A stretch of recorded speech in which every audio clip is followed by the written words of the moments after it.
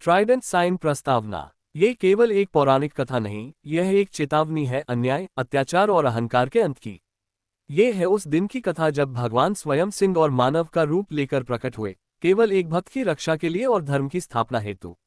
आकाशगंगा अध्याय 1, असुरों का उत्पात। बहुत समय पहले की बात है। त्रिलोक में एक नाम का आतंक था, हिरण्यकश्यप। वह असुर राज जो ब्रह्मा से वरदान प्राप्त कर चुका था। ना कोई देवता, ना कोई दानव, ना दिन में, ना रात में, ना अस्त्र से, ना शस्त्र से, ना घर में, ना बाहर, कोई भी उसे मार नहीं सकता।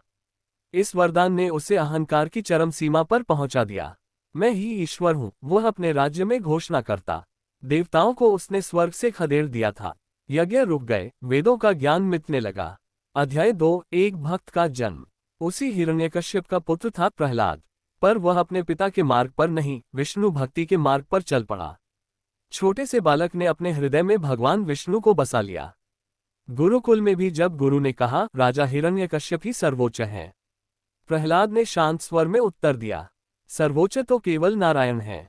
हिरण्यकश्यप क्रोधित हुआ। उसने अनेक प्रयास किए। फायर विष देने की कोशिश, सांप नागों के बीच फेंका गया, माउंट फ्यूजी पहाड़ से गिराया गया, आग में बैठाया गया, होलिका दहन में, लेकिन हर बार भगवान विष्णु ने अपने भक्त की रक्षा की।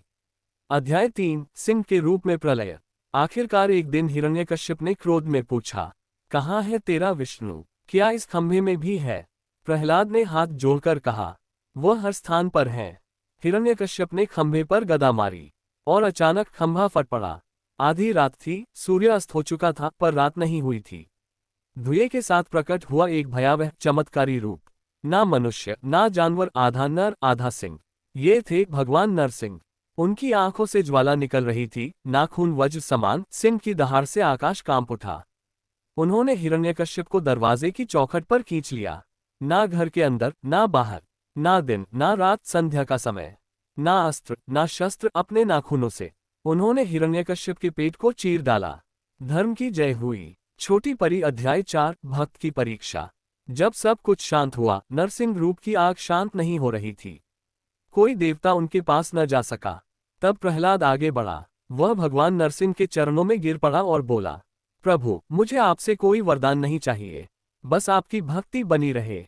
भगवान नरसिंह ने उसे उठाया, आंखों में प्रेम था, और कहा, तू ही सच्चा भक्त है। तेरे जैसे भक्त के लिए ही मैं प्रकट हुआ। चेरी ब्लोसम उपसंहार, कथा का रहस्य। भगवान नरसिंह की यह कथा केवल एक बार की घटना नहीं है। जब जब अत्याचार बढ़ेगा, अहंकार फूलेगा, धर्म डगमगाएगा, वह पुनः आएंगे। इसलिए मत डरो, मत थको। सत्य के मार्ग पर चलो, चाहे पूरी दुनिया विरुद्ध क्यों ना हो।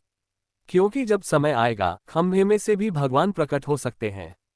लाउडस्पीकर, क्या आपने ये कथा सुनी थी इस रूप में? अगर नहीं तो इसे साझा करें और हर भक्त तक पहुंचाएं। जय नरसिंह भगवान की।